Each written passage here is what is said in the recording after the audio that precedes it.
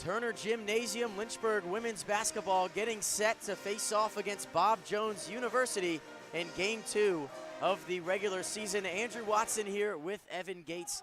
Evan, it's a game that, we've kind of circled on the calendar now for quite some time. Marymount, we knew it was going to be a tough contest, but we don't know much about Bob Jones in the NCCAA.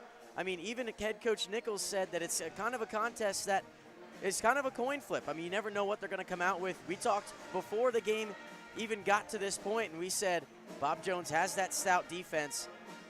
What do you really think stands out between these two teams today? Well, Andy, that's the beauty of college basketball. There are teams on your schedule you don't necessarily see every year, and we know that Lynchburg and Bob Jones, both very small on the roster. They're going to try and get out and run, and especially with the three ball, as you see last season, both teams over 30% from beyond the arc.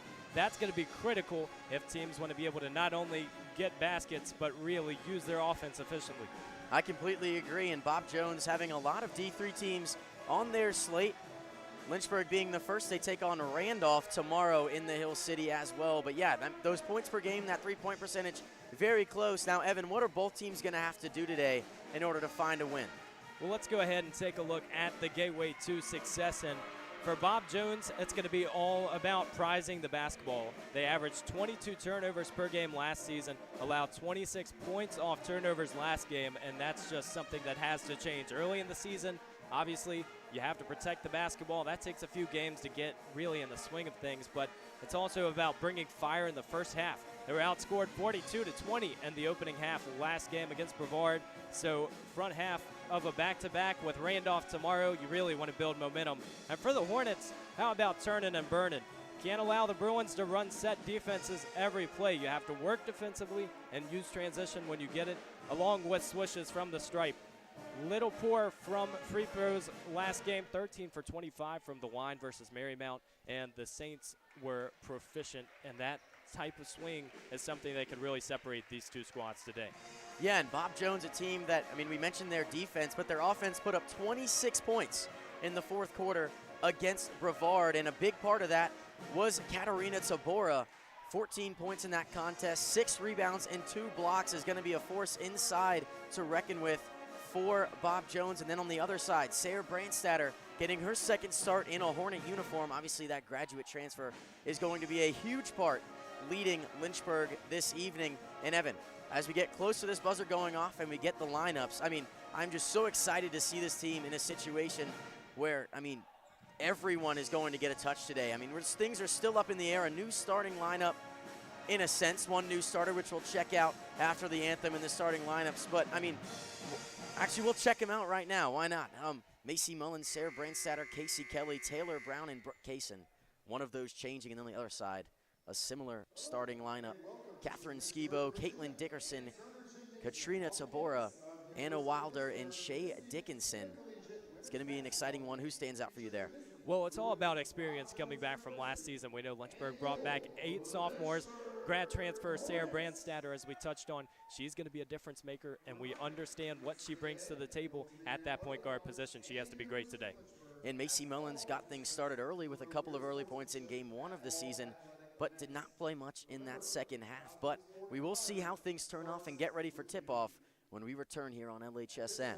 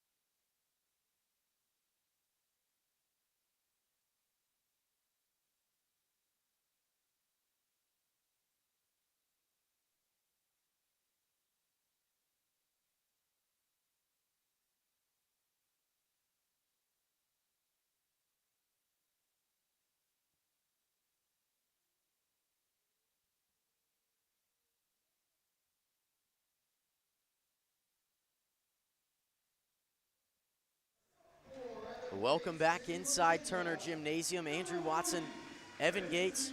We talked about the starting lineups before we went to break, and while the home lineups are being announced by the wonderful public address announcer today, Sam Graham, a voice everyone knows.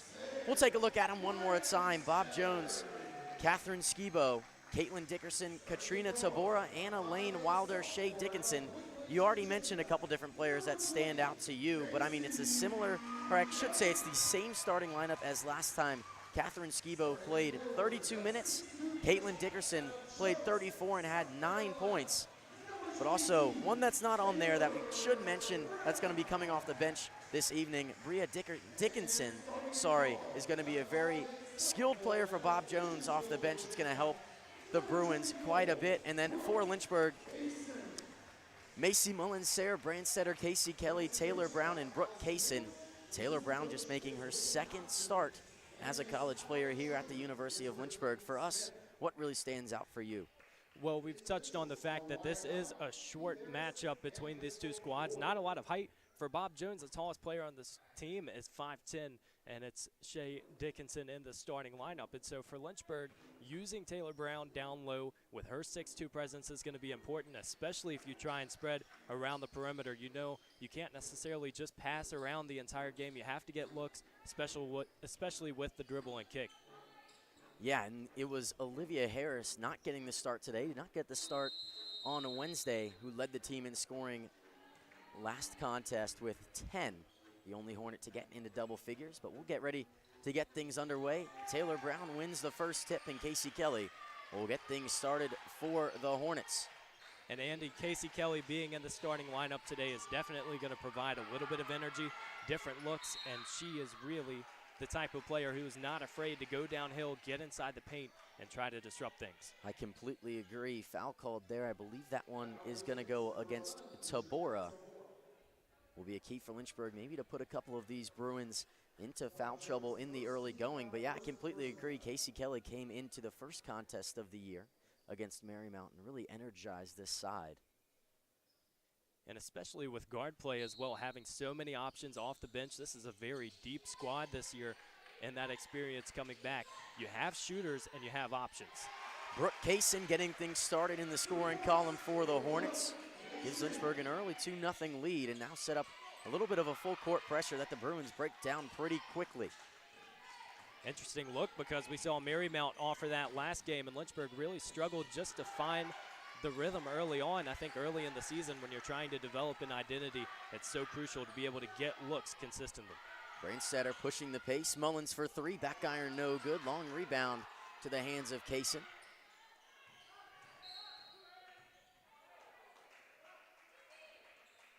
We have another foul here called on the floor. That one will go against Caitlin Dickerson. Early in the game, it's so cliche in sports, but momentum early in the season is going to be important, because this Lynchburg team, we know with last year having to play some of these bigger non-conference opponents, you maybe have a little bit of a wow factor where it's not necessarily that you can't play your best ball, but you're still trying to get used to things. I mean, they had 8 freshmen last season.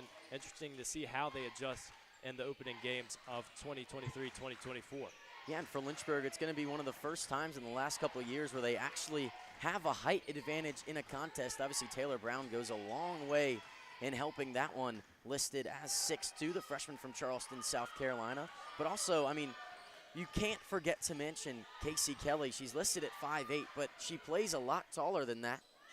Obviously, one of the most athletic players on the court. Sam Graham last time was on play-by-play for that first game of the year and talked a lot about her triple jump prowess, national qualifier in her first season doing that. So, I mean, if you're head coach Allison Nichols, adding someone who not only is athletic on the basketball court but also out on the track is a very welcome sight as the Bruins get their first 2 points of the contest.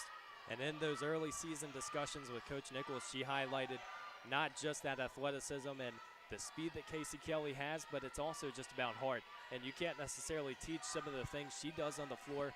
Such a great IQ for the game, and as we see her called for the travel, she still, every single play, comes down and makes sure that she can clean things up. Yeah, she did a great job in the first contest of just getting downhill and forcing up some shots and getting contact. Obviously, we've seen it in the early going. She's already drawn 2 fouls in this game. And if you can put the Bruins team in foul trouble, obviously you mentioned a little cliche, but it's also very important if you can get to the foul line in that first quarter. This one, 3 back iron there. Skibo not able to convert, and then that one tipped off the hand of Shea Sheriff. Might be easier said than done, but rebounding early in this game is going to be critical. And with Lynchburg literally just getting inside the box and finding somebody, it can be so important, because when you're trying to turn into transition, you have to make sure that you have people down the floor. That can't necessarily happen if you're allowing offensive rebounds. Lynchburg has done a good job of rebounding to this point, a couple offensive rebounds. That one floater from Kaysen, a little too strong. Casey Kelly was there trying to get the rebound, but the Bruins come down with it. Push the pressure, and then a foul on the floor. Trying to push that one forward were the Bruins, but Lynchburg trying to take it away. That one's going to go against Macy Mullins. Those fouls in transition, I don't think that Coach Nichols will mind them, but you have to be careful as the half goes on, not getting into that bonus early. Bob Jones, a team that went 14 for 16 from the stripe in their last contest. That's something that Lynchburg has to really clean up with how much they like to drive. That one stolen away by Brandstatter, pushing the pace down the other side. Is going to reset things with Casey Kelly, top of the key, drives in that layup through a little bit of contact, not able to get it up and in, and Mullins trying to take it away. But an advantage for the Bruins maybe in transition here, far side. And I like the effort from Sarah Brandstatter as well. As Coach Nichols said early in the season, she likes to move things along to get down the court quickly, but at the same time, with that veteran presence, you have to know when to slow things down and start running the offense. Shot clock winding down, baseline here, Wilder. And then a travel called there. Late in shot clock, Lynchburg did very well on the defensive end in the first game of the year, late in the shot clock. It was a Marymount side who obviously made the NCAA tournament last year, only 5 losses the entire season. I mean, it was an uphill battle from the start, and for Lynchburg, and obviously we talked to head coach Allison Nichols before the contest, and she mentioned, you know, regardless of outcome, you have to be happy getting the experience against an NCAA tournament quality team. They did get that experience, and they've played relatively well to start this contest. Shots not falling, but the defensive end has been a really big key for them thus far. Well, and I think this team knows that they didn't play their best basketball. And, you know, games where the three isn't necessarily falling, you're not getting those looks right away. Those are things that can be cleaned up, but what you don't want to see is having a lack of fight. And early in a game, if you go down, you have to be really using that goldfish type of memory, just forgetting and moving along. That 3 there taken. Catherine Skibo knocks it down. And Bob Jones takes their first lead of the contest, 5-2 here. Just about 4.5 minutes in. Kaysen met with some pressure. Brandstatter driving. Taylor Brown is going to be called for a travel there. A few early turnovers for the Hornets, but you have to like that drive baseline, especially with the 2-3 zone that Bob Jones is playing. If you can get that trap down low, maybe have 2 players overcommit, the paint's going to be open. You just have to find the look inside. Lynchburg making 3 changes early. Mullins, Brown, and Kelly will go to the bench. Olivia Harris, Letty Michael, and Darcy Ross will get their first opportunity of this early contest. Good drive, good take there by Wilder, but Brooke Kaysen able to play good defense. Get the rebound now. Harris in transition, wanted to pull it for a second, but kicks it far side. Michael, who might have telegraphed that pass a little bit early, but that will bring us to our first under 5 media timeout. It's a 5-2 lead for the visiting Bob Jones University Bruins. We'll take that break with them. When we return, we'll see the remainder of this first quarter here on LHSN.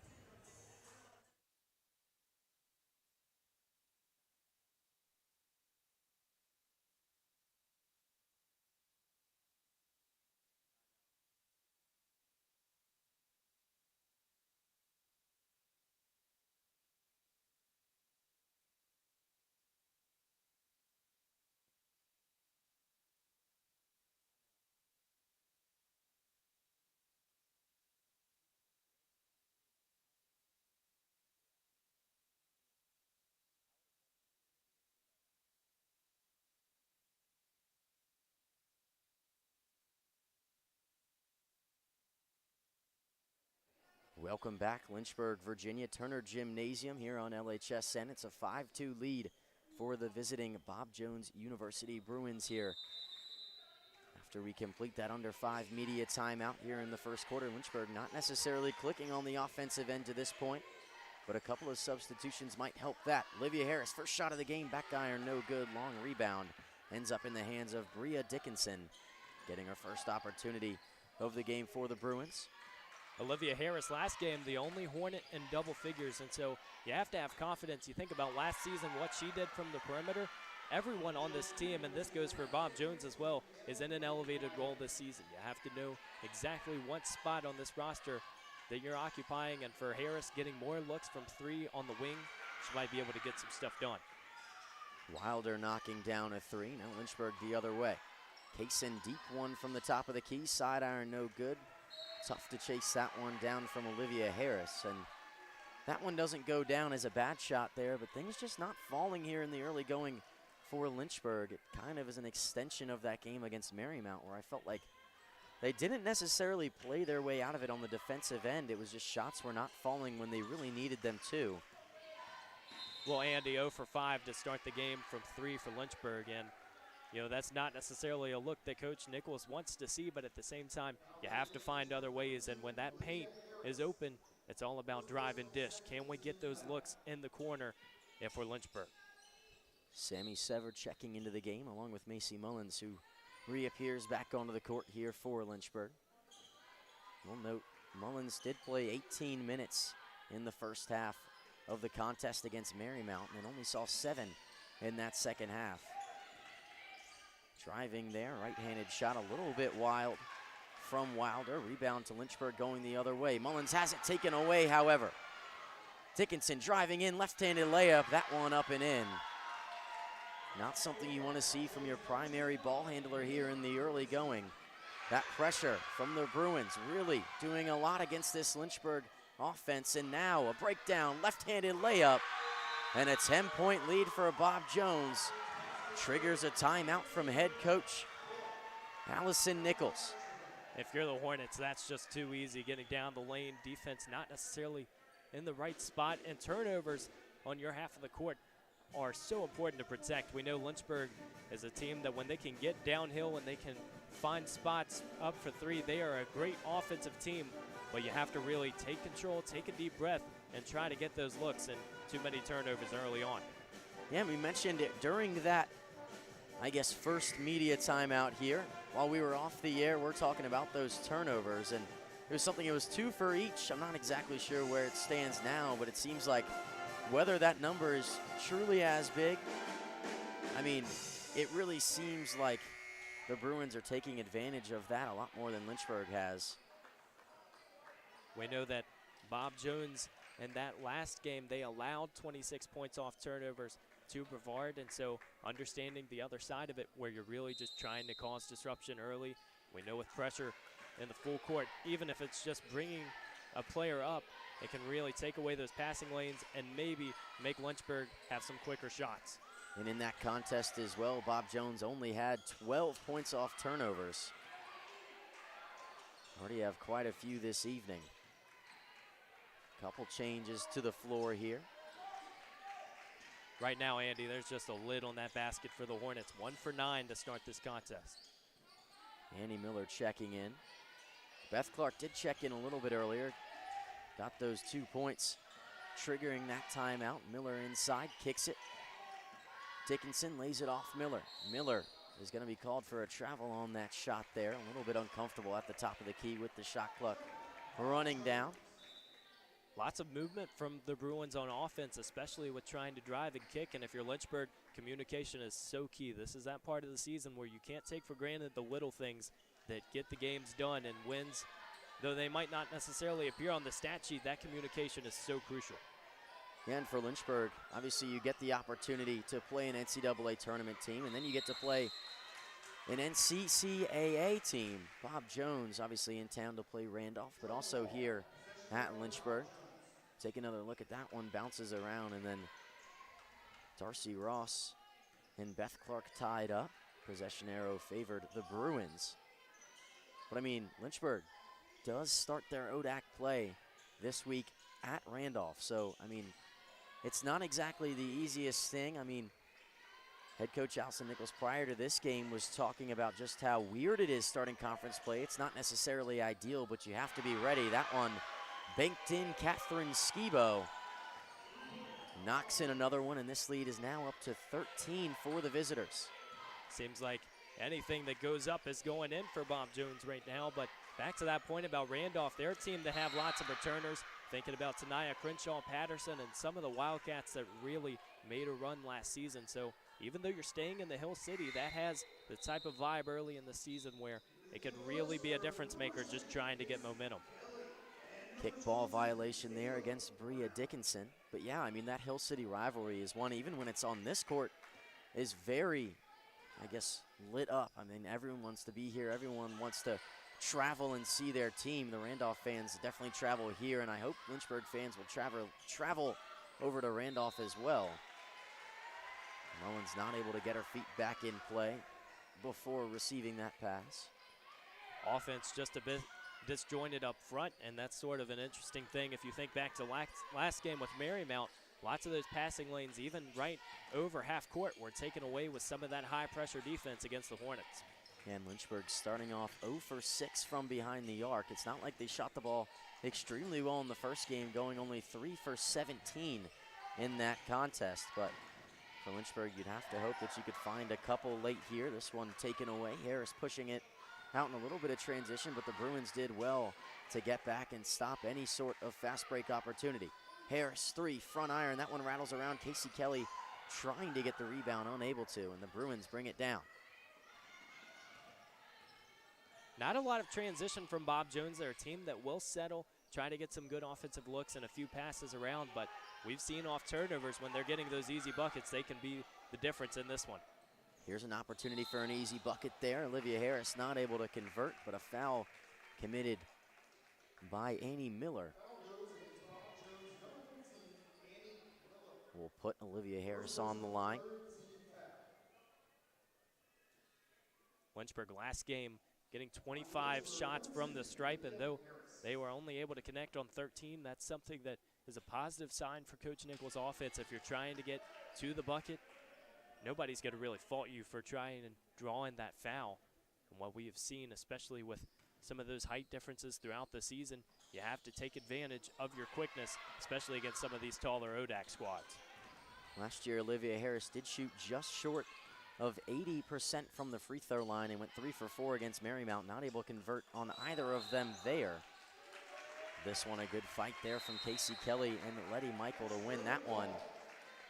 The substitution will allow Sarah Brandstetter to check back in. 35 seconds left. You have to imagine this is a big time for Lynchburg to get a bucket. Only 2 points in the opening quarter. But you can pick up a lot of momentum with one good shot here. Michael, floater, that one in, nothing but net.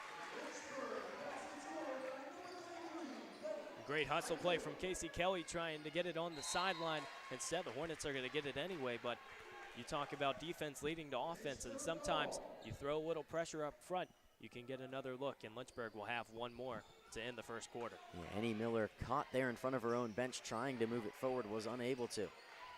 Michael wanted to pull up deep from the Hornet logo, instead decides not to. Inside, Sarah Brandstetter puts it up, gets fouled. She'll head to the free throw line for an opportunity to bring Lynchburg just a little bit closer. 6.4 seconds remaining here in quarter number 1. We see Sarah Brandstetter at the point often for Lynchburg, but when she can cut inside, she is really good. She has a great feel for the game. We saw that with Roanoke last year. You can't necessarily just go out and get experience in the offseason, but when you have transfers and the college climate, they can bring so much to the table culturally and on the court. Brandstetter, a very experienced player, but now Bob Jones trying to get something late. Macy Mullins takes it away, and Lynchburg grabs some of the momentum here before we head into the second quarter from Turner Gymnasium. 15-6, however, Bob Jones on top. They got out hot, knocked down a couple of threes, and the Bruins firing on all cylinders here, but Lynchburg trying to grab momentum. We'll head to break. We'll return with the start of the second quarter here from Turner Gymnasium on LHSN.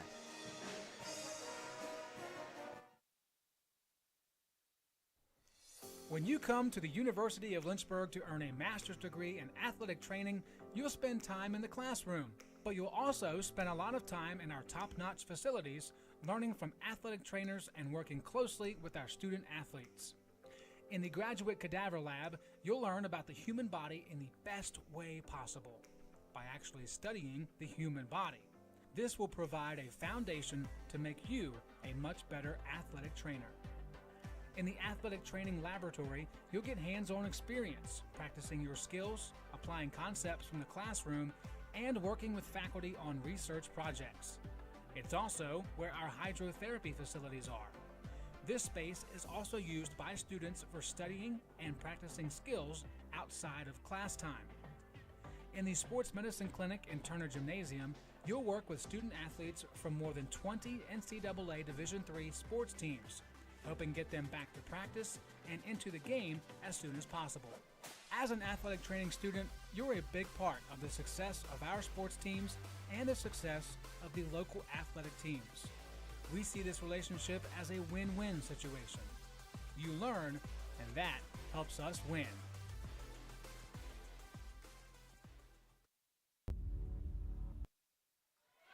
Welcome back on LHSN, quarter number 2, getting ready to start. 15-6 lead for Bob Jones University.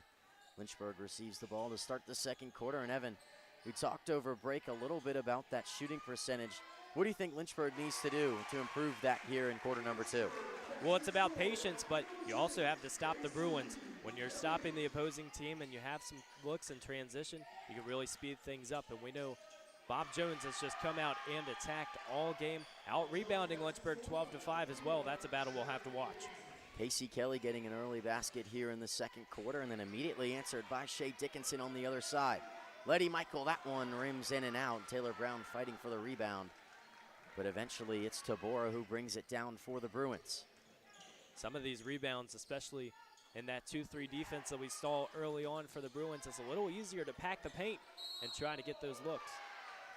Tabora was trapped in the corner there. Mullins and Casey Kelly were trying to lock it in. That one is actually going to be a foul called, going against Kelly.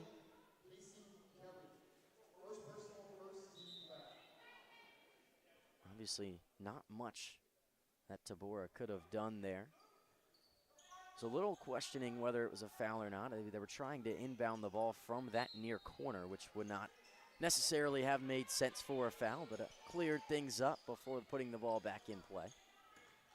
We see that rotation outside from Bob Jones guards. Instead, it's going the other way. How about Macy Mullins taking some contact? But that constant movement that Bob Jones has employed throughout the game, that's why they're getting these open looks. They have just, every single play, thrown something different at the Hornets and having a little bit of creativity in the process. Yeah, Macy Mullins in the right spot at the right time, and thank goodness for that. It would have been another wide open 3 opportunity for Skibo on the far side. Has already made the Hornets pay today. Brandstatter just trying to move into the paint on that one. And Lynchburg, a team, when you're facing a zone, sometimes you'll see more looks to the high post and not necessarily thinking that the Hornets have avoided throwing to the post, but lots of driving, trying to draw fouls. Here's a 3. Dickinson knocks it in for the Bruins, and now back up to a 12-point lead, but Lynchburg, they've gotten the looks on the offensive end. Obviously, those 3-point struggles continue here for them, but when things are looking up, Kelly turns that one over at the top of the key. If the shots just start to fall, this is a different Lynchburg side, obviously. Might be the most obvious thing I've said all day. Well, sloppy in possession, and it goes the other way. Bob Jones has just capitalized on the Lynchburg turnovers early on, and for a team that has come out 6 points in the first quarter, you have to make things change early, and we know what Lynchburg has been able to do in that second quarter against Marymount was just turning the tide a little bit, trying to get that momentum. So what Coach Nichols says in that huddle right now can certainly matter for the next 8 minutes. Yeah, exactly. And then on the other side for Bob Jones, you have to imagine that they're very happy with their position right now. I mean, you come out on the road in a game that you necessarily weren't even scheduled to play until a couple of weeks ago, I believe. That's what Allison Nichols told us. Here's a 3 from Catherine Skibo, one of the 2 she's knocked down today. There's that other one. But, I mean, for Bob Jones, it's a team that shoots the three-point well. They shot 31% last season, just a percentage lower than Lynchburg. So you thought this would be a battle of perimeter offensive teams. But since then, I mean, to be completely honest, Bob Jones has come out and dominated not only on the perimeter, but because they're knocking down those three-point shots, it gives them a lot more of open space there in the paint to attack the basket as well. And Lynchburg is not taking advantage of moving the Bruins off that perimeter. And their scoring isn't funneling to one or two people. They have 5 different players on the board right now, and what they are doing with ball movement has really been efficient, to say the least, and Lynchburg just has to respond. Brandstatter inside, Kaysen right-handed layup, that one up and in. Kaysen up to 4 points on the day for Lynchburg. They get to 10 here just about 2.5 minutes in to half number 2. Dickinson pump fakes tops of the key. Taylor Brown put in a difficult situation, having to play against the smaller forward. This one switched far side, and it goes in once again. Anna Wilder showing off her stroke from behind the arc.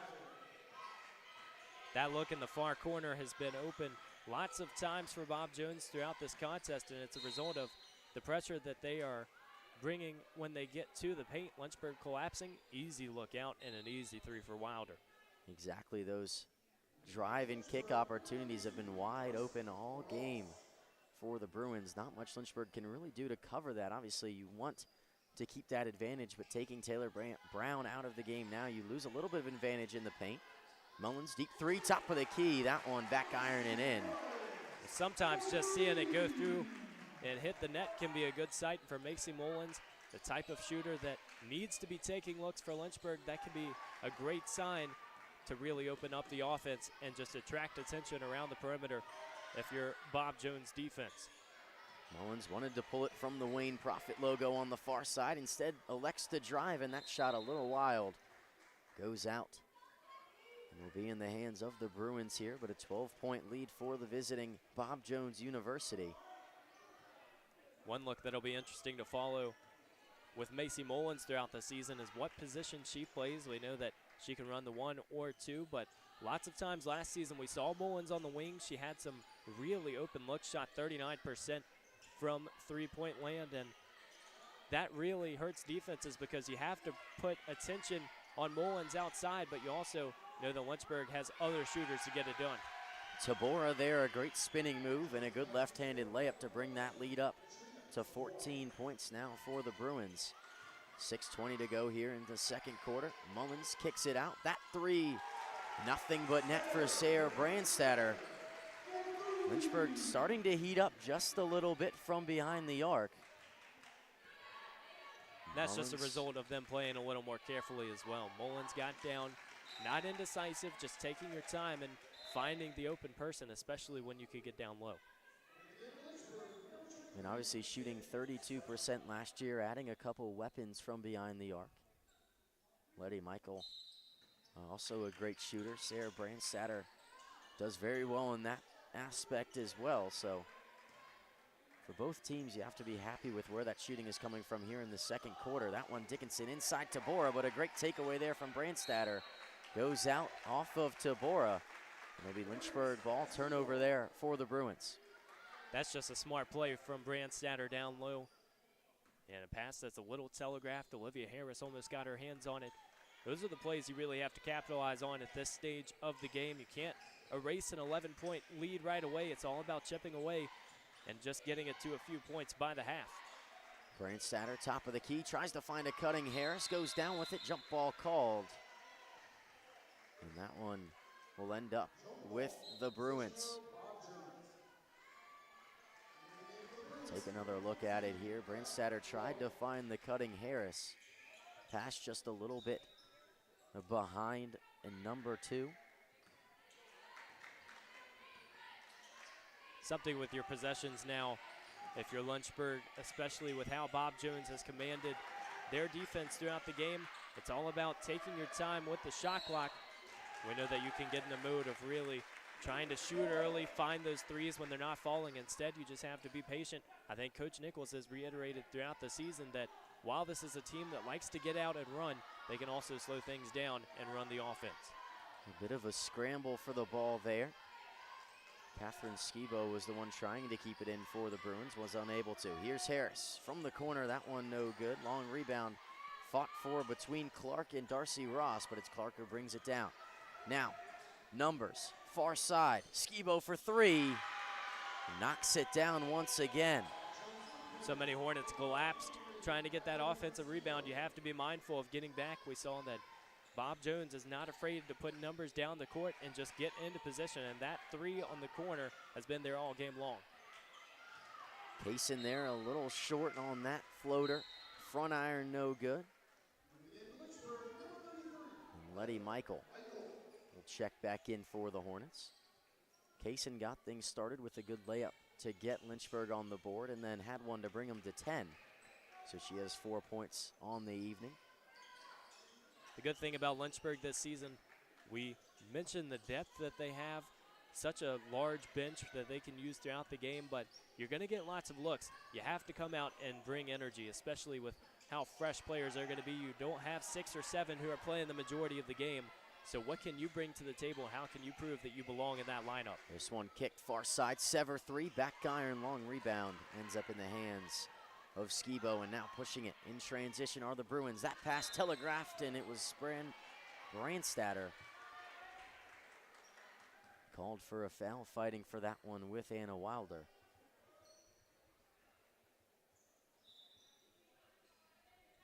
Lynchburg has come out in the second quarter here and played a lot better. Obviously only those 6 points in the first 10 minutes of this contest. But in the 6 minutes here in quarter number 2, I've already had 10, so things looking up. Also have knocked down a couple shots from behind the arc, which is definitely a positive sign. Yeah, when the Bruins are shooting 60% from the field, that's tough to erase on the scoreboard. So while it's a 14-point game, if you can get things going your way into halftime, you know that if you're Coach Nichols, your squad can heat up in a hurry and really try and get a victory today. Shot clock winding down, slicing in, jump ball. That one will end up with Lynchburg. Great defensive effort there from the Hornets. You're right, it does start on the defensive end. Anytime someone's shooting 60%, that should be your focal point to try and lock it down as opposed to trying to put points up on the board. Because obviously those will come. I mean, you're getting shots almost every time down the floor as long as you're not turning it over. But for Lynchburg, it's more about getting it started on the defensive end. Mullins all the way around, twice and in. Sometimes you just have to swirl it around, but either way, getting in, and Macy Mullins finally finding her touch. We'll see how Bob Jones responds. Sabora immediately lays one up and in, and Mullins met with initial pressure from Dickinson. With not a lot of returners on this Bob Jones squad, at least in the starting lineup, losing 2 of the key pieces, Tabora is going to be interesting throughout this lineup this season because we know what she brings. 14 points in the opener, and you could tell the Bruins really like her having the ball. They trust her when she can be in those big moments. Casey Kelly there, trying to fight through a couple of different Bruin defenders. Gets a foul against Bob Jones. But that's just that different aspect that Casey Kelly can give Lynchburg. Michael, that one in from behind the arc as well, and things are really heating up. That touch from the three-point line getting a lot better for Lynchburg. 4-3 of the ball game for Lynchburg, and Letty Michael, one of those players who is going to be a sharpshooter on the roster this season. And what Coach Nichols likes about that expands looks around the perimeter, so you have more players on that bench who can get it done, and obviously that'll open up the lane later in the game. Tabora called for a foul there as Brooke Kaysen tracks down the rebounds.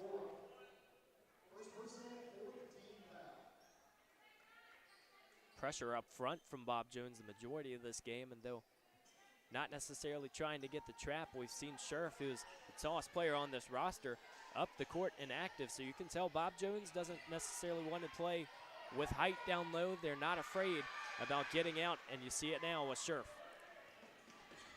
She steps up, tried to get the pass over. It was Macy Mullins to get it to the corner, but that zone locking things down. It's always tough. Shea Dickinson at 5'10".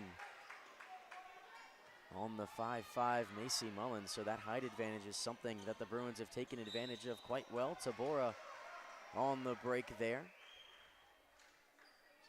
To this point, Andy, no fast break points for Lynchburg. So you can tell Bob Jones really establishing their style of play. I think with the turnover battle, both teams have committed lots early on, but what Bob Jones is doing, their turnovers are deeper into possessions. They're getting good looks. Lynchburg a little earlier in the possession when they're trying to go on the fast break, so they have to protect the ball as this game goes into the second half.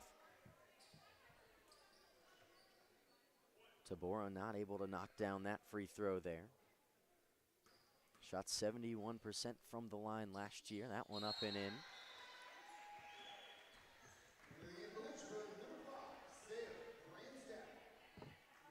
Brandstatter checks back in for Lynchburg. Tabora up to 7 points on the evening. Wilder has 8, Skibo has 9, and Dickinson has 7.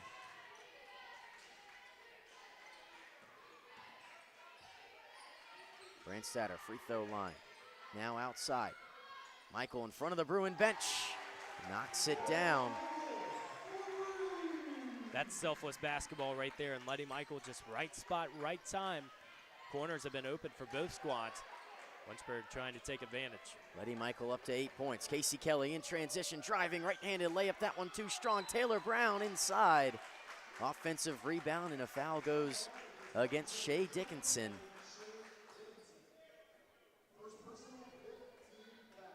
Take another look at that three-pointer in front of the visiting bench. Letty Michael up to 8 points already.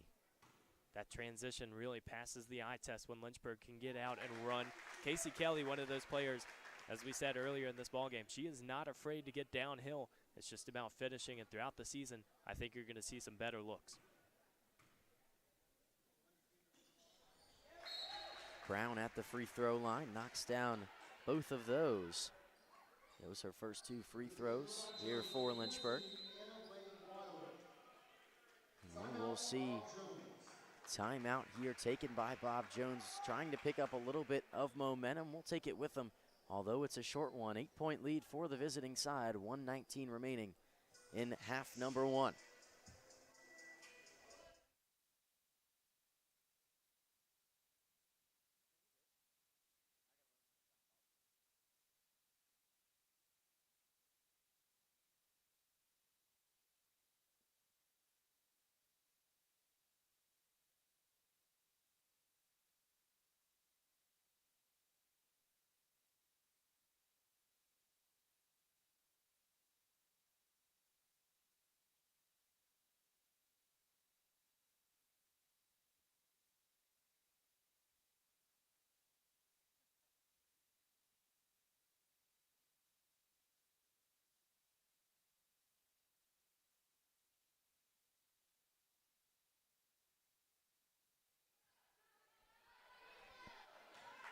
Lynchburg, Virginia, LHSN.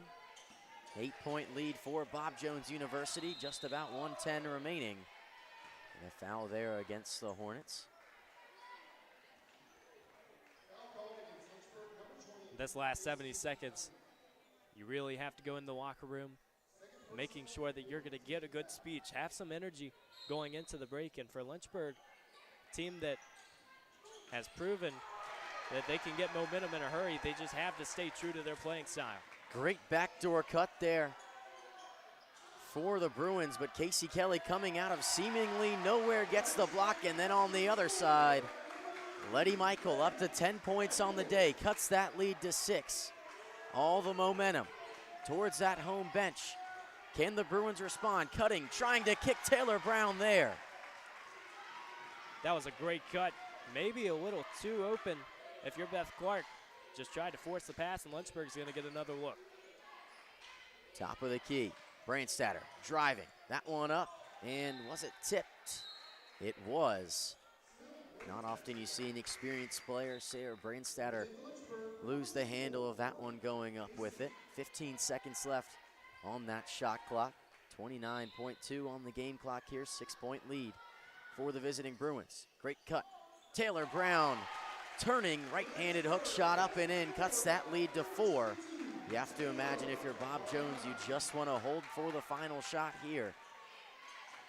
Last thing you want to do is turn the ball over, give Lynchburg another opportunity. But inside, left-handed layup, that one no good. Brooke Kaysen on the rebound. Brandstadter pushing 8 to shoot. Now 5. Kaysen, far side, Michael for 3. Knocks it down right before the buzzer, and the Hornets have fought all the way back to cut the lead to 1. You talk about confidence. The freshman getting it done. Taylor Brown in the post, Letty Michael from the corner. It's open, and Clump Turner is just getting started, only down 1 going into halftime.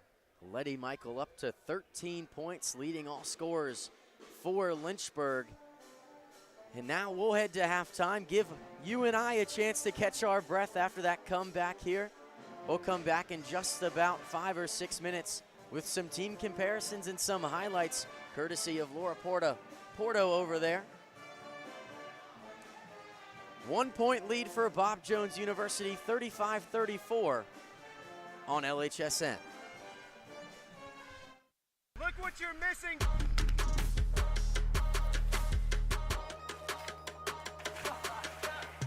It really don't matter to me. I'm just happy to be here. I might go crazy.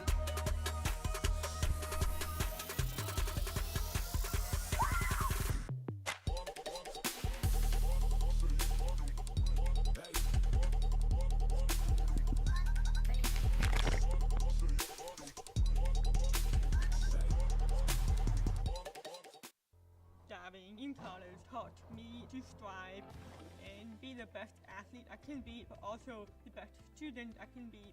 My coaches always made sure that the student comes first, because not everyone's gonna become a professional athlete. So they make sure that we will do great in academic.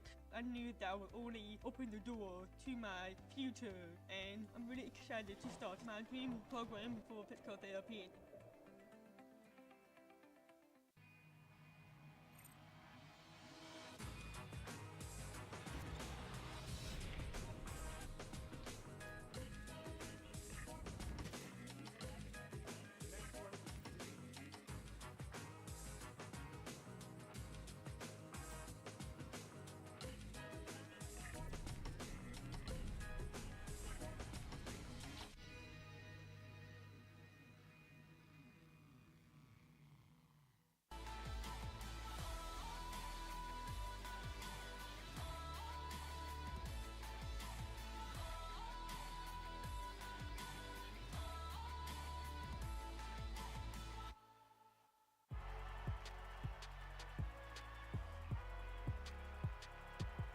Number 32, Kyle Hornsby. Inside the 30. Touchdown. Michaela Burgess. An incredible finish by Hall. The NCAA and its member schools offer nearly 500,000 college athletes a path to go pro in something other than sports. Learn more at ncaa.org.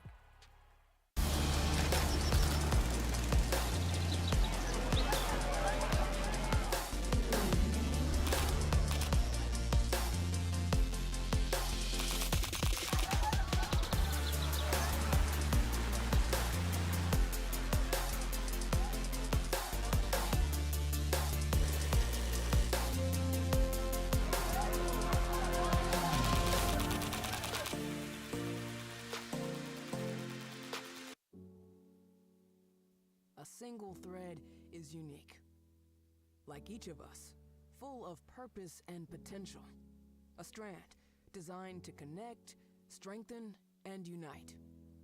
But we face different challenges and have different opportunities. By acknowledging that others may struggle in ways we do not, we can celebrate our differences, embrace each other, and fortify the ties among us. A single thread can fray, yet when it's woven with another, a bond forms. A new strength created by the fabric of the whole.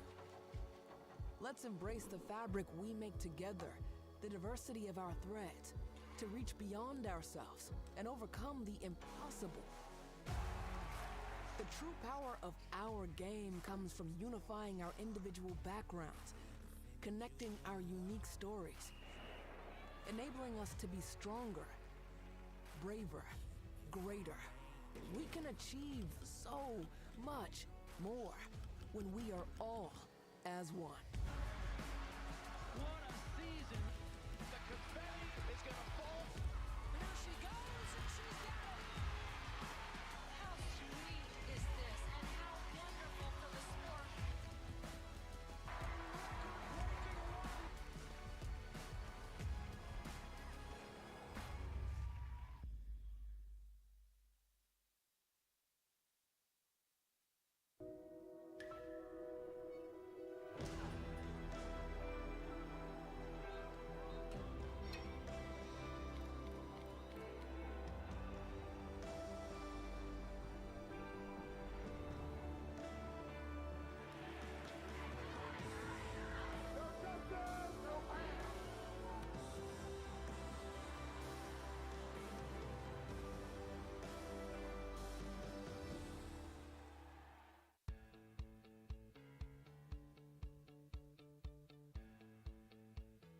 Being a part of the different activities and organizations that I've been a part of, I'm actually able to see myself where I'm like, hey, I actually can make a change. I'm one person that can make a difference. Division III has helped me to develop teamwork skills, critical thinking skills, time management skills. It's not just about basketball, or it's not just about school, it's about developing yourself as a person altogether. Football has taught me a lot throughout my life. It's definitely had a huge imprint on who I am as a person. Competing at a Division III level created that opportunity for me to go to college. Not only was I the first one in my family to graduate college, but I was really the first one to even go. Being the first one, I'm breaking that cycle, and now that I've graduated, I'm not sure what's the next step, but I know I have a lot of doors open. And a lot of those are open because I played football and ran track here at Otterbein. Think a private education is too expensive? Think again. At the University of Lynchburg, you can get a personalized education for the cost of a state school. If you're commuting and you get our top scholarships, you could pay much less. And you get all that without the hassle of giant lecture halls. Our faculty know your name here and do more than just teach. You might even do research together and plan out your next career moves.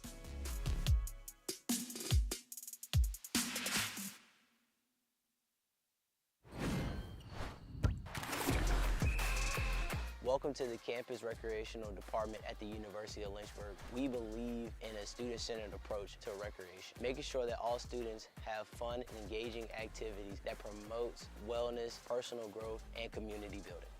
Our team works to provide a variety of recreation opportunities for all our undergrad and graduate students. Let's take a look at the different areas of Campus Rec. Campus Recreation covers all outdoor recreation. Our team offers dozens of trips per semester, maintains recreation facilities on campus, and offers outdoor certificates and leadership training. Intramurals is open to all students who wants to play on a team. We have men's, women's, and co-ed leagues for each sport we offer.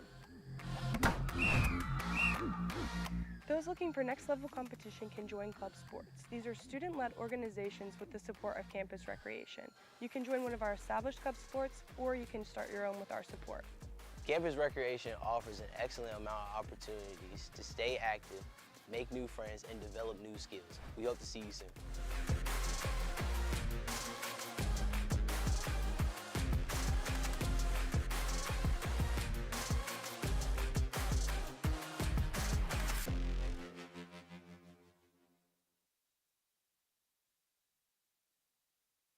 I learned a lot of valuable lessons playing college football. I never thought about the health benefits of exercise until I actually started to talk to coaches in college. It's not only just for performance, it's for life.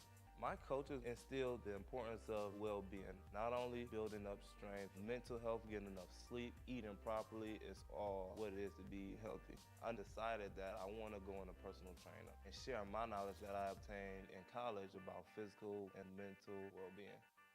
Get your career in the game by enrolling in the University of Lynchburg MBA program with an emphasis in sport management. This program opens the doors to new possibilities for a variety of careers, from being an athletic director or working in athletic administration to working for professional organizations, your favorite team, to running a local Parks and Rec department. And employers are increasingly requesting and preferring individuals who have postgraduate education, specifically looking for an MBA. And so the University of Lynchburg Sport Management concentration in the MBA program sets you up for success. Welcome back, LHSN. 1-point lead for the visiting Bob Jones Bruins. Brooke Kaysen got things started for the Hornets, and then they went on a bit of a scoring drought, but it's been all Letty Michael there. A great block from Casey Kelly. 3-point percentage on either side has been very impressive. They've all been taking advantage of the play from behind the arc. Here's another one of those. Catherine Skibo knocking it down from the corner. Mullins getting an open look from the top of the key. I mean, Evan, Letty Michaels obviously knocking that one down at the buzzer to bring them to one, but all the momentum has to be in the hands of Lynchburg right now. Well, when you score 28 points in a quarter, something is working, and we might have jinxed it early in that second quarter, talking about the lack of offense we had seen from both sides. They really started to heat up. Bob Jones still at 20 in that second quarter, but as you see, shooting the lights out, 53% from the field. So for the Bruins, if they continue to score at that rate, you really just have to rely on the starters, on the people who are there possession after possession. And for Lynchburg, it's about getting some more rebounds as well. We know they were out-rebounded in that first half, 20-12, so getting bodies down low. Saw that a little bit from Taylor Brown at the end of the first half, so positive signs for Coach Nichols' squad. Yeah, Lynchburg really limiting the turnovers there in that second quarter, but I mean, that three-point percentage really stands out for me. Bob Jones shooting 40% from behind the arc. Very impressive. In Lynchburg shooting 35%, also very impressive, both above their average from last season. And Lynchburg improving from Wednesday when they went just 3 for 17 from behind the arc. So Lynchburg finding something, and Bob Jones also found something in that quarter. It was just taken away by the fact that Lynchburg outscored them by 8 points. I mean, Evan, if you're Bob Jones, what do you have to adjust going into the second half, specifically on the defensive end? Well, Lynchburg got lots of open looks, and I think it's credit to that driving they've done throughout the game. We know with the zone defense, if Bob Jones likes to go out with that again, you have to extend to the wing, but that also leaves you vulnerable to offensive rebounds. So for Lynchburg, it's just finding ways to disrupt what the Bruins have been doing well, especially in that first quarter. And basketball is a game. So much confidence, so much momentum can be gained in those first few minutes. So who's going to have more hustle play when we come out for this third quarter? Lynchburg trails by 1. Bob Jones on top, 35-34 through the first half of play here from Turner Gymnasium. When we return in just about 3 minutes, we'll get to see the second half of action here in this Lynchburg women's basketball game on LHSN.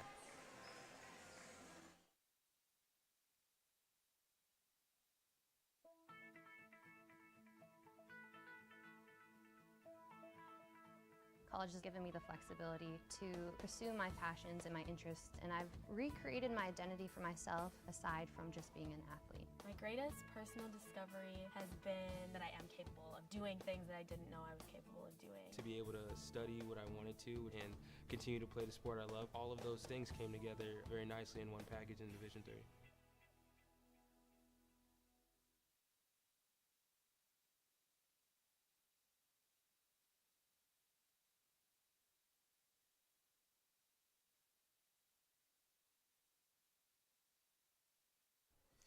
When you come to the University of Lynchburg to earn a master's degree in athletic training, you'll spend time in the classroom, but you'll also spend a lot of time in our top-notch facilities learning from athletic trainers and working closely with our student athletes.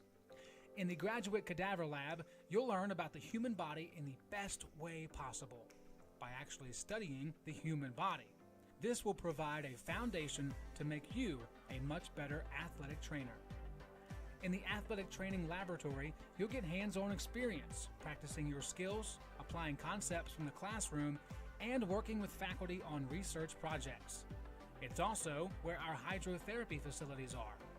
This space is also used by students for studying and practicing skills outside of class time.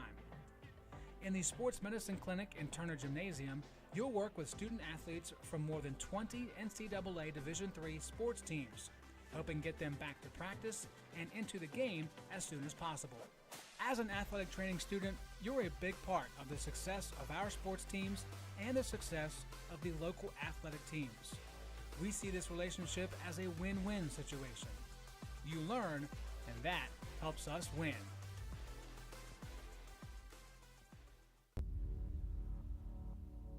To them, the whole world looks like an opportunity, one to be seized, built upon, and made better for their sport and the people around it.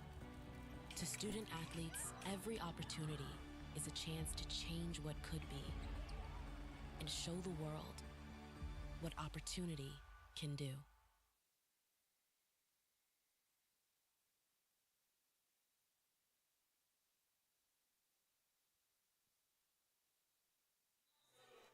Welcome back, Lynchburg, Virginia. Bob Jones on top by 1 point, 35-34, but all the momentum in the hands of the home-sided Hornets. Evan, they scored 28 in that second quarter. What adjustments do you think they are making to avoid what happened in quarter number one? Well, there was definitely a difference in hustle coming out in that second quarter, and not sure if it was something said in the huddle, but what Coach Nichols is getting out of her squad, down low especially. We saw Taylor Brown have a few plays getting aggressive and not afraid to do so. So it's all about how can you come out and really assert dominance. I mean, this is home court. You have to take advantage. Good defensive pressure here from the Hornets. Casey Kelly on the outside. And a carry there for a 3-second violation called against the Bruins. Those are the calls. If you're Lynchburg at this point in the game, you're taking every single one you can get, saying thank you in the process. These first few possessions, what we see from Lynchburg with ball movement, especially Mason Mullins, who's going to get open right away. Those are the looks you want just to get that confidence going earlier. Casey Kelly trying to fight for that rebound there, but it goes off the hand of Tabora. Will be Lynchburg inbounding under the basket. Sayre Brandstatter will be the one. Gets it in quickly. Kaysen, top of the key. Lays it off for Mullins, then sets a screen. Pops back to the near side wing. Inside Brown, height advantage, right-handed hook shot, that off the front iron. Would have been the first time the Hornets took the lead from when it was 2-0. Out in transition now. Dickerson to the floor, and a travel called against the freshman. Now it's Bob Jones who might just need to take a breath. Some of these possessions early on, trying to get down the floor too quick. Sometimes it's easy to get too calculated as well, just to get to a spot in the offense, and something that Coach Nichols really emphasized early in the season, early in the opening game with Marymount. It's just about using offense, especially with that 5-out motion where there's not a spot on the floor that you have to be. You can really read the defense and try to respond with shooters around the perimeter. I think the Hornets are going to grow tremendously throughout the season. Yeah, and that's also a fact for Bob Jones. Obviously, both teams want to come out and grab that hot hand and just take advantage of the opportunity you have to, like, control the game late here in the second half. And if you take a lead, maybe double digits, I mean, it's a lot harder to get back into the contest late in the game. Obviously, Lynchburg was down by, I would say, about 14 points at the maximum, and then fought all the way back to 1. Brandstatter inside trying to find Brown. But it's a turnover there. But, I mean, there's a lot of pressure for both teams to get out to a hot start in this second half. Don't want to dig yourself in a hole, and it comes down to discipline as we see the veteran Sayre Brandstatter just slowing things down. You have to get a good look if you're the Hornets. Mullins driving there, floater a bit short off the rim, and then Taylor Brown trying to find this sophomore Mullins, not able to do so. That one taken away by Dickerson. Now the Bruins. Near side wing, Skibo. Kaysen, good closeout. Pump fake, Dickerson driving. 2 steps, right-handed layup, that one short. Mullins fighting for it. Tabora maybe a little bit of contact to her chin. Great pass there from Kaysen, and Casey Kelly misses the bunny. Great job running the floor from Casey Kelly, just missed the easy part, and that's a big swing as the Bruins capitalize on the other end. Lynchburg looked like they were gonna cut that lead down to just a few, and then Shea Dickinson makes some pay on the other side, but we'll take this short break with them. 7-point lead for the Bruins here in quarter number 3.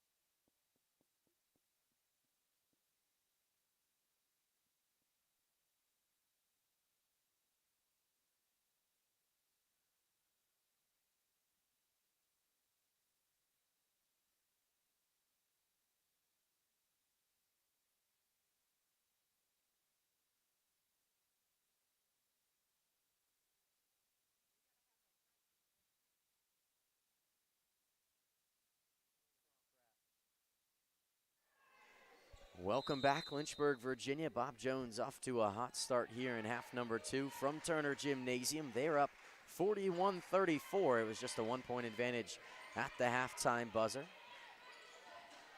We'll say Letty Michael, who really gave the Hornets the hot hand, not in the contest right now. Obviously didn't get the start, so didn't get the start for the second half, and a couple of tough passes there on both sides leads to an open layup there for Macy Mullins.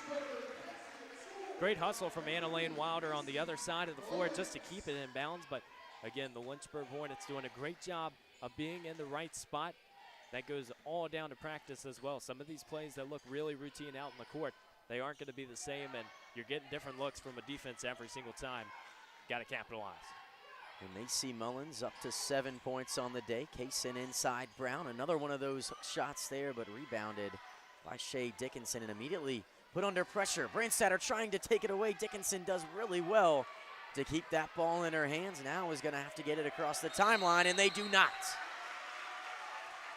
That's all down to aggression for Lynchburg. Great job just sending numbers up. Sometimes you're vulnerable in the back of the court when you send those numbers trying to press a little bit, but the Hornets come up with a stop there, and this is when you really have to get points, start creating some swings throughout the game. Those points off turnovers are a very key spot in this contest. Sarah Brandstatter did really well to tie up Dickinson there under her own basket. And now Letty Michael checks back into the game along with Olivia Harris.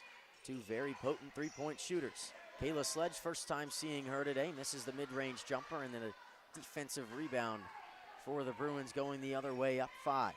6 minutes to go here, quarter number 3. Dickinson, near side wing, kicks it far side. Wilder, now Tabora top of the key, guarded by Sledge. Spinning at the free throw line, gets to the elbow, picks up her dribble, mid-range jumper, up and good. Extends that lead back up to 7 points, and if you're Bob Jones, you're almost happy to just keep that lead where it is. You don't need to worry too much about trying to get ahead, especially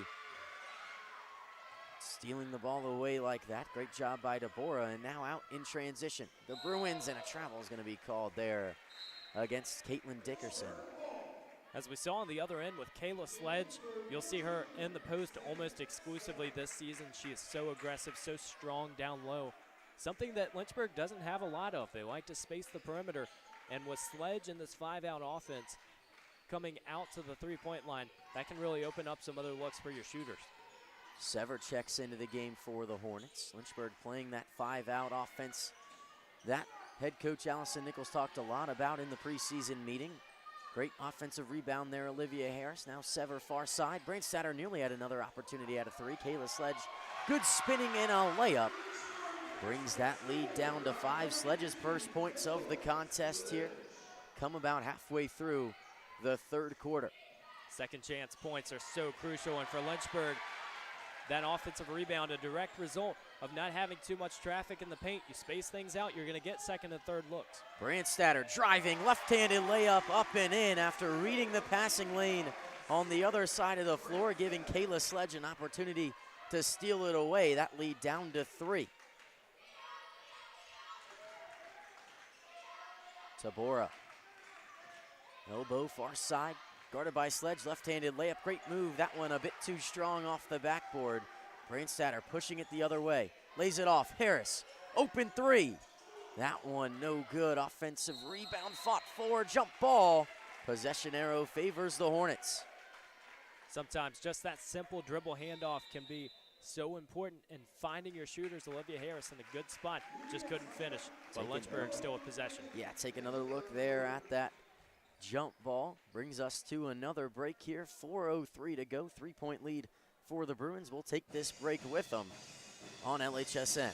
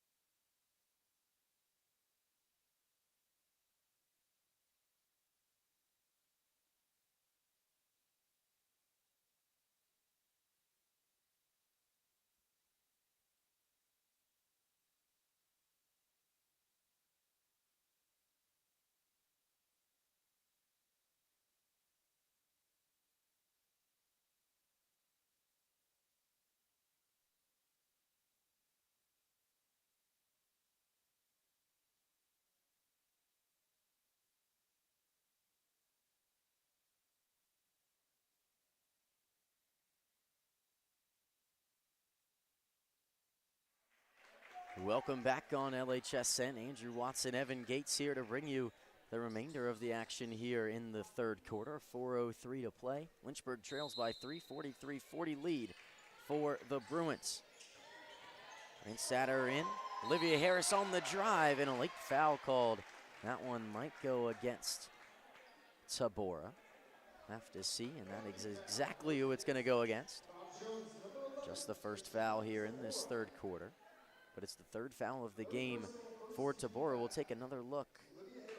Not sure if the Bruins agree with that one. Maybe just impeding on that landing space from Olivia Harris. But either way, Harris misses the first at the free throw line. Smart foul from Tabora, too. Nevertheless, whether that one you're thinking is a foul or not, Tabora is one of those players who can get it done all around the floor. Even today, 7 points, 5 rebounds, 4 assists. And you just love having her in the lineup because you can trust her with the ball every single time down the floor. She's got it now. Tabora kicking near side three-pointer. Dickerson, that one nearly gets caught between the backboard and the rim. Rebound, Olivia Harris with a chance to tie or take the lead. Harris, near side corner. Sever, great move. Pushing baseline, reverse layup. That one rims around and in. Sammy Sever, one of those players, you get her back in your lineup, injured with a knee injury, little bit of play last season. She's going to be a big impact this year just every single time. Another reason Lynchburg can run. Sever out in transition, left-handed layup, gives the Hornets their first lead since the first minute of the contest.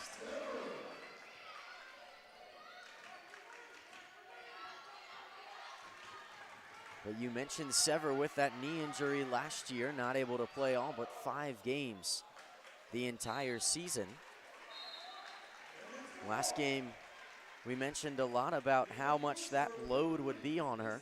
19 minutes in the first game of this season. Hasn't seen that many this evening, but obviously playing a very key role. I think her and Casey Kelly checking into the game off the bench against Marymount really gave life to this Hornet team, and it's really done the same thing here against Bob Jones.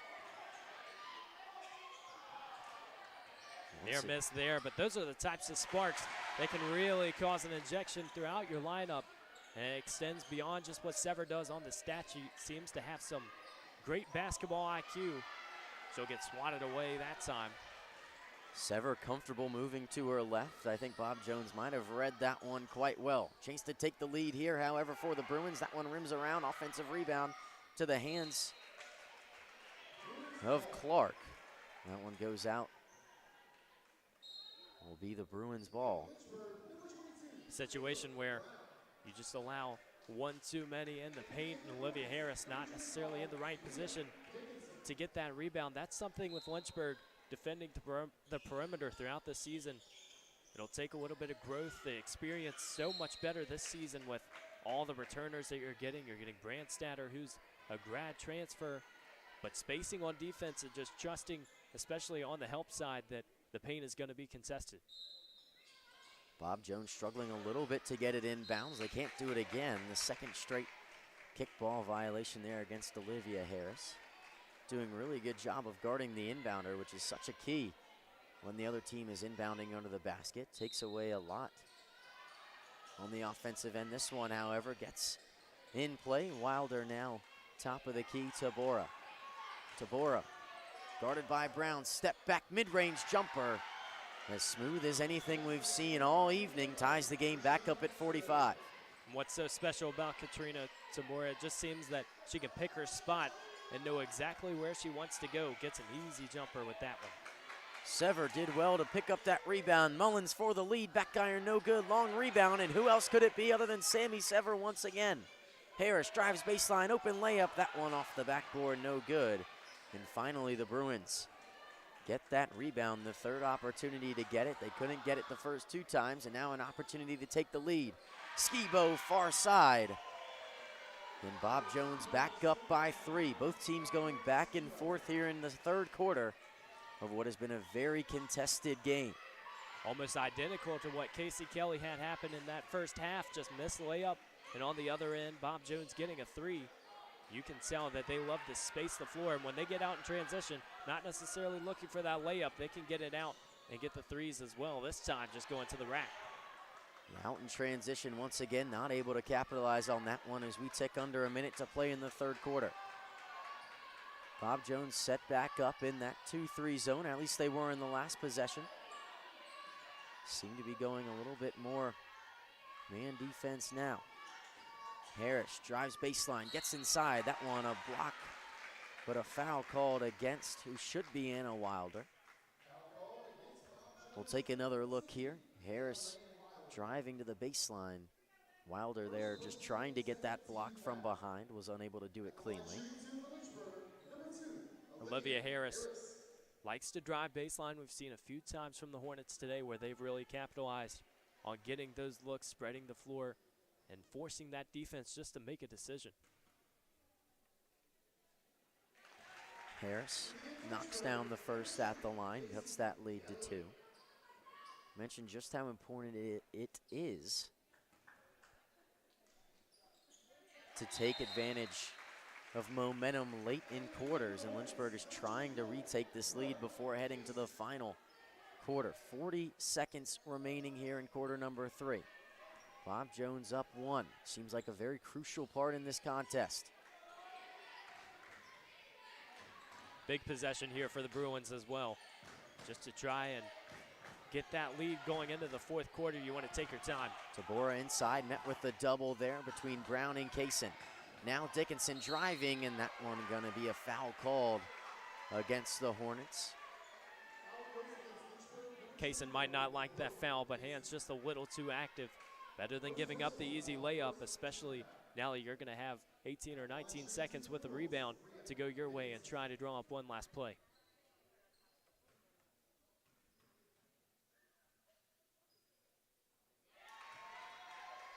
Dickinson shot 56% from the free throw line last season. Makes good on the first. And the second, perfect 2 for 2. Lynchburg has an opportunity to hold for the final shot. Mention, even if you can only get 2, it's a very important bucket. Kaysen, near side wing, takes a screen there. Gets inside baseline. Picks up her dribble. Near side, Michael once again for 3. That one's short. Tipped back up in the air by Casey Kelly, and that'll do it for quarter number 3. So Lynchburg gets the look they want in the corner. Letty Michael had the opportunity, but still a 3-point lead for Bob Jones, who continues to fight in this contest. We'll take a break here, catch our breath, and then we'll head to the 4th quarter here from Turner Gymnasium on LHSN.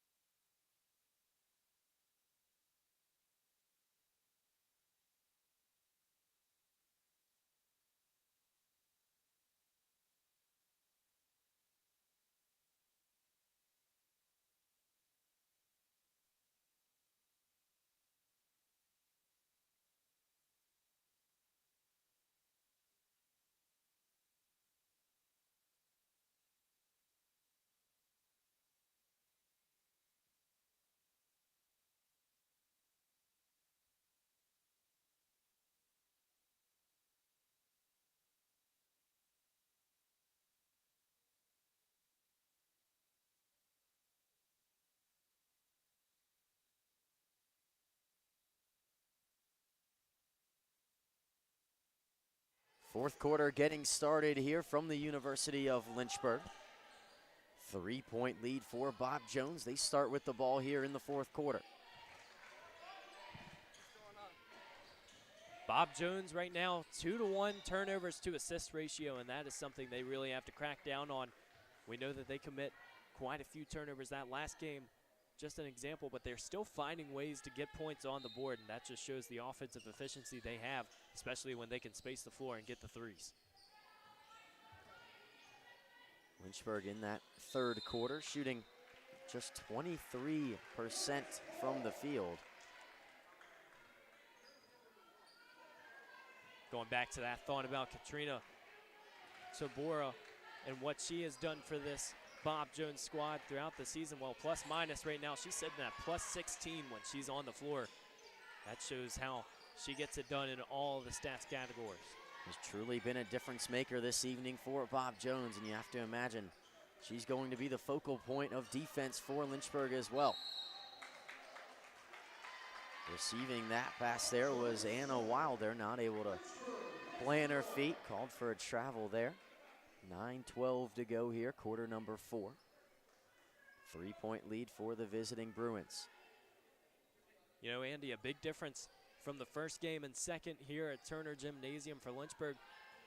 The Hornets can't win a game without threes or without transition. You have to have at least one that can maybe open the door for the other.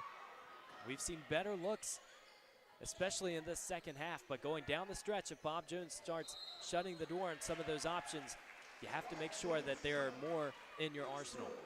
Bob Jones struggling just a little bit here to start the 4th quarter, but I feel like that's been a similar start in every single quarter this evening. Neither team has really gotten off to the hottest of starts at any point in this contest. You want to see Lynchburg with just some better decision making at this point of the game, making sure that you're confident with your passes, not telegraphing, finding the open person. Inside, Brown trying to keep it in play. Didn't need to, however. It was off the hand of Tabora. See a couple changes here. Skibo checks out along with Tabora, so maybe an opportunity for Lynchburg to really take control of this contest. Bria Dickinson in, along with Shea Dickinson. Kaysen, great cut, not able to convert on the layup, but Casey Kelly there. Brooke Kaysen nearly had an open 3, instead tries to drive baseline, loses the handle on that one out off the hand of Beth Clark. Will be Lynchburg inbounding, 5 to shoot on that shot clock. Need a quick hitting play, have to imagine Macy Mullins coming off a screen to the corner. On the wing, 4 to shoot. Branstetter in front of her bench, that one short. Rebound to Kelly, her defender hits the floor, she can't convert on the layup. And Clark gets the rebound, slows things down for the Bruins. Can't fault Casey Kelly for that possession, getting some tough work done down low, but now on the other end, just a little too easy. Dickinson did well on that pump fake there, sent Sayre Brandstatter flying, trying to get that block, brings that lead up to 5, and Lynchburg needs to respond. Brandstatter driving baseline, and a foul called somewhere along the way. I believe that one is going to go against Bria Dickinson.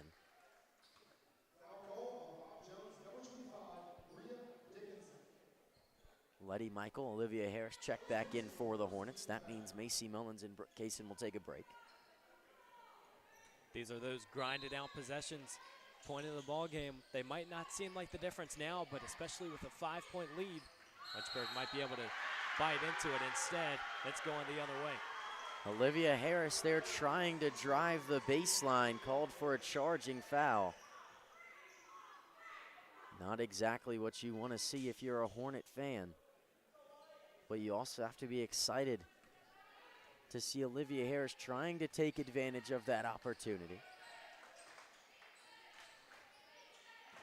Top of the key, Clark trying to cross over on Brandstatter. She tips it away. Instead, it's a 3. That one from the corner in front of the bench. Bria Dickinson knocks it down, brings that lead back up to 8, the largest we've seen it in quite some time. Lynchburg looking to respond. The Bruins Michael. not afraid on their end offensively just to drive that cut to the corner. We've seen it time and time again, and what Bob Jones has really found to work in their favor is just making this Lynchburg defense choose between that corner and still guarding the post. Taylor Brown did a great move there to get that shot up. Brings the Hornets within 6. Cutting is Dickinson, now far side. Wilder, guarded by Michael. Pulls one up from the corner again. That one rims around and in. Everything dropping right now for the Bruins. Gives them a 9-point lead. Things getting a little bit sensitive for Lynchburg. Time not on their side. Brandstatter driving, right-handed floater, no good. Rebound to Shea Dickinson. This is just an example of how sometimes when an opponent starts springing points on you, have a tendency to speed up those possessions on the offensive end. Lynchburg only taking a few seconds trying to get that layup in. I wouldn't say it's a bad shot selection from Brandstatter getting into the lane, but you really have to make sure that on the other end, you're getting those lockdown stops, trying to slow it down. Take another look at that foul there going against Taylor Brown. She'll check out of the contest along with Casey Kelly. Sammy Sever back in along with Kayla Sledge. Loses her to offensive player a little bit there, but ends up with the ball in her hands, and it's Olivia Harris to bring the ball across the timeline for the Hornets. Harris, Sever, Michael for 3, knocks it down. At a time when Lynchburg really needs it, it just seems like Letty Michael comes out and hits the shots you need her to hit, and even on the defensive end, some of those threes Bob Jones has gotten in the corner, they have been highly contested, and the ball will find you. Lynchburg having a good opportunity to make it a one-possession ball game. Letty Michael knocks down her first shot since that buzzer-beating 3-point from the corner to end the first half. Gets herself up to 16 points in the contest. Sledge driving, pull up. That one off the backboard and in, cuts the lead to 4. All the momentum now in the hands of the Hornets. Bruins trying to switch it. Tabora near side. Clark pulls up from 3. That one not relatively close. Sledge on the rebound. Lynchburg pushing. Sever under the basket. Left-handed layup. Nearly got the and one opportunity, but instead will head to the line to shoot 2. Crowd was about to blow the roof off of Turner. Great look from Macy Mullins down court. This is when free throws become critical. Can you get that improvement from last game? Lynchburg having the support of a lot of different people here. Lynchburg men's basketball, to be specific. You mentioned would have blown the roof off of Turner Gymnasium. I assume that's who you were referring to. Few teams here and there. You don't have to travel far around campus. We have some of the rowdiest of crowds you will find. You take steps onto Schellenberger Field with postseason play. You'll see that as well. Specifically this weekend, Lynchburg men's soccer getting to host first and second rounds of the NCAA tournament.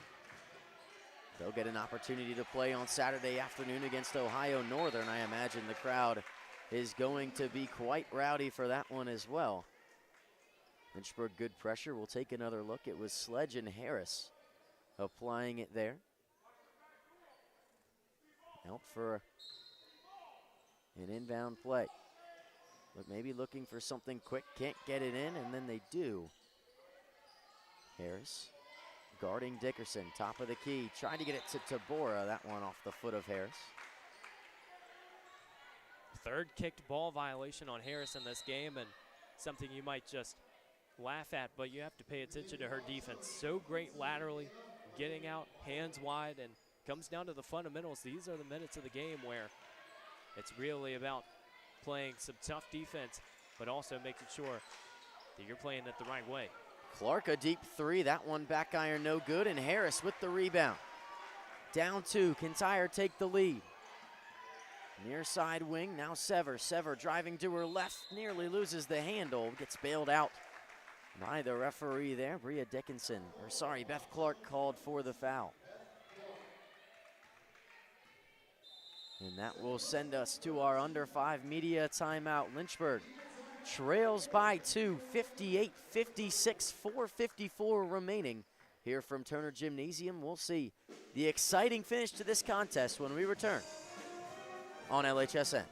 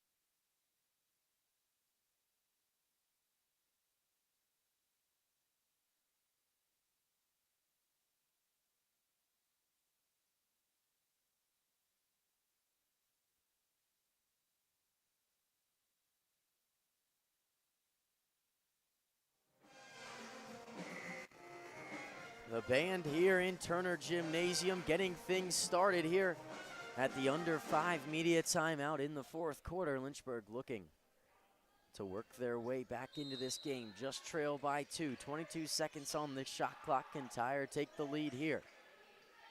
Two very different offenses today. Statistically, for Bob Jones, 4 in double figures. For Lynchburg, 9 in the scoring column. There were 12 last game. Kayla Sledge, another one of those players. She has come in off the bench and really provided some energy down low.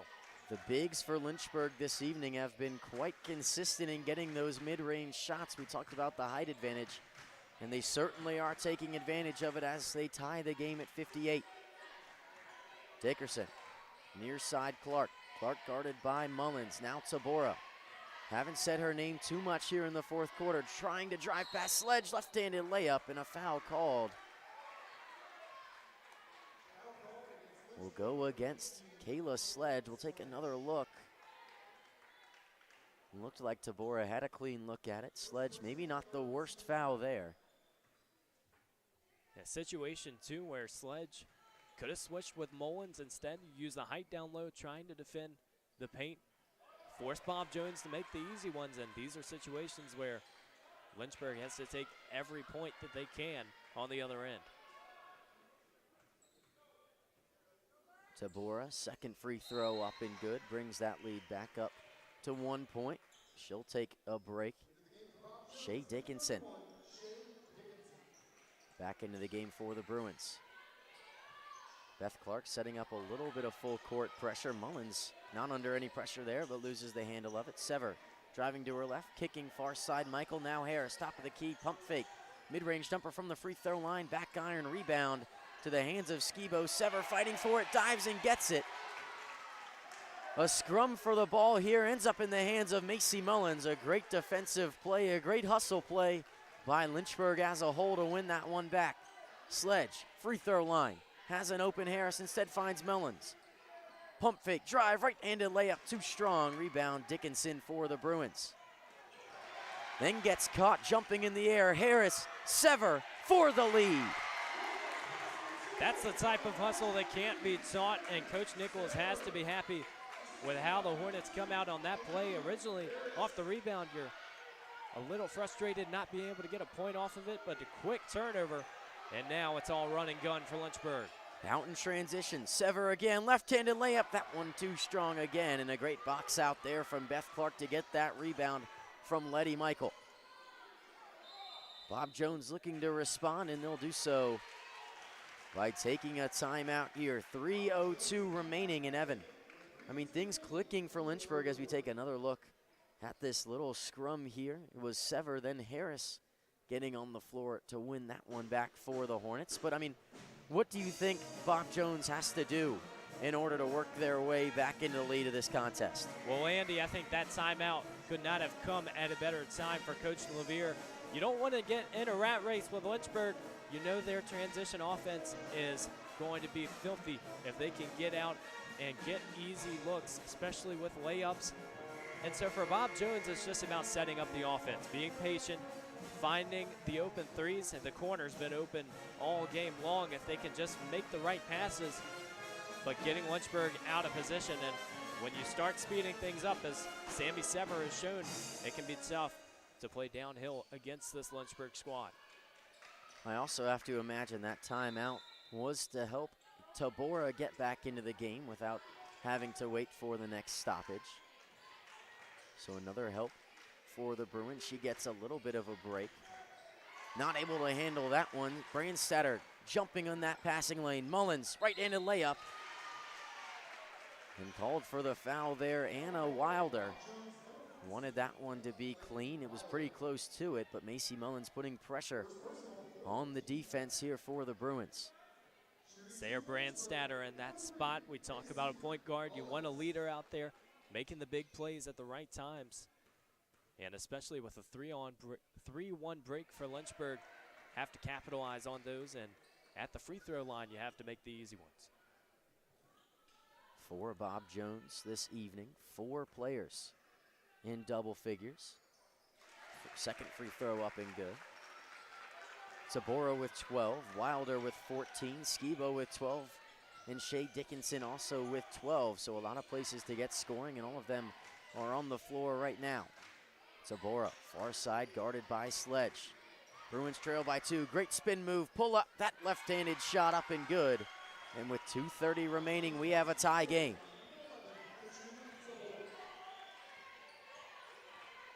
When you open up these offensive sets in the last few minutes, not a bad thought to extend possession. Sammy Sever says, never mind.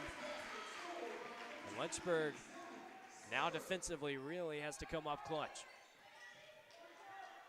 Sammy Sever up to 10 points now on the contest.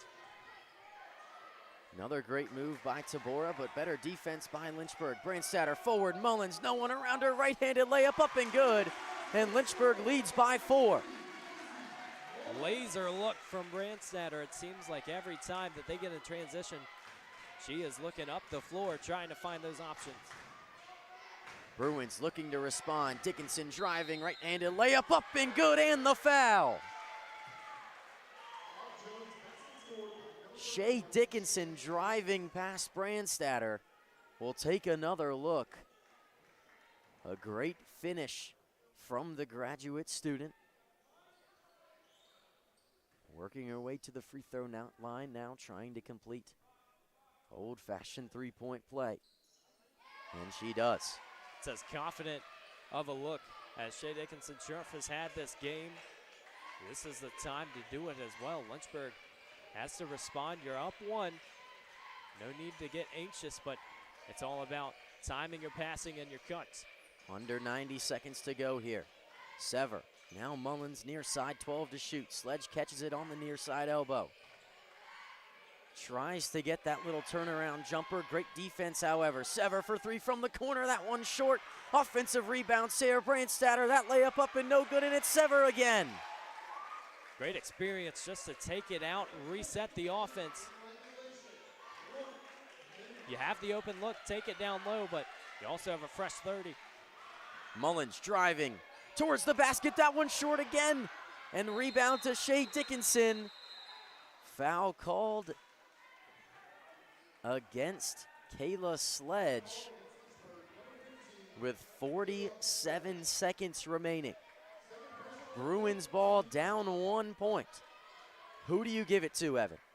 Well, you have to think Tabora's going to try and get open, but the great thing for Bob Jones right now is the shooting has come all around the perimeter. So you try and look for Tabora down low. You might open up that corner, but you have to take care of the basketball. As you were saying it right there, Shea Dickinson trying to get Skibo cutting back to get that pass, unable to do so. We'll take another look at it here. It was honestly a spot of dreams if you're Bob Jones. You work that possession, you miss the offensive rebound, but then you get it back. You have an opportunity to retake the lead and you turn it over, and now Lynchburg a chance to possibly ice this game. Brandstatter, 12 to shoot. 8-second difference between the shot clock and game clock. Sammy Sever caught in the corner. That one to Brandstatter, 4 to shoot. Jump ball, possession arrow, favors the Hornets. Sever almost got in trouble in that corner. You allow the defense to trap.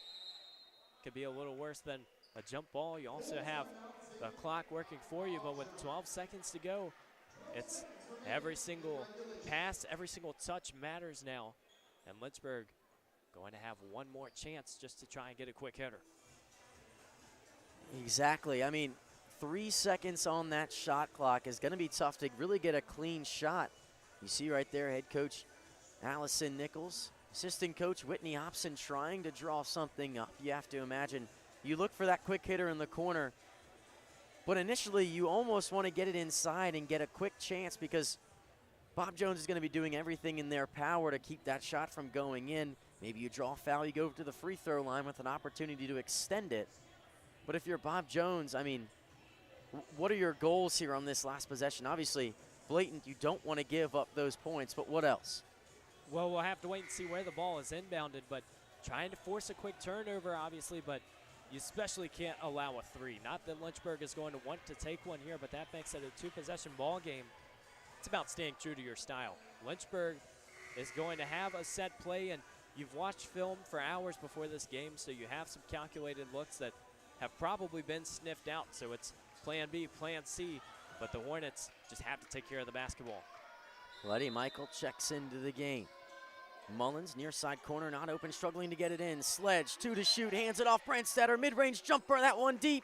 Rebound goes near the outside corner. Sever keeps it in, but the Bruins win it, and a timeout called. That's about as close as it's going to get. Coach Levere making sure the referees heard that one. A very close call there. I think there is a debate between the officials and the coaching staff for the Bruins. Not sure if that one did hit the rim. Coaching staff wants that to be a shot clock violation, which would give the Bruins about 8 seconds. But either way, 3.6 remaining. What's an early season matchup without a little bit of controversy? Seems like it's been one of those games that's just gone back and forth. We know that first quarter, Bob Jones came out sizzling 15-2. Lynchburg clawed back, but we've seen some really solid basketball being played in the second half. I think both teams just really staying true to how they play. We've seen Lynchburg in transition. Bob Jones out shooting Lynchburg from three, and so that's something that you don't see every single game. They have 11 now, but it's down to one possession. What look can you draw up and make sure that you are getting it in the rim? Obviously, you get that bucket, you're likely looking at winning this ball game. A lot of great shooters on the floor for Bob Jones.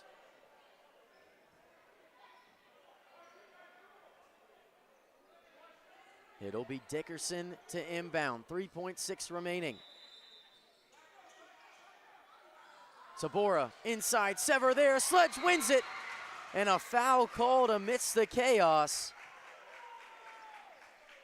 will send Kayla Sledge to the line to shoot 2.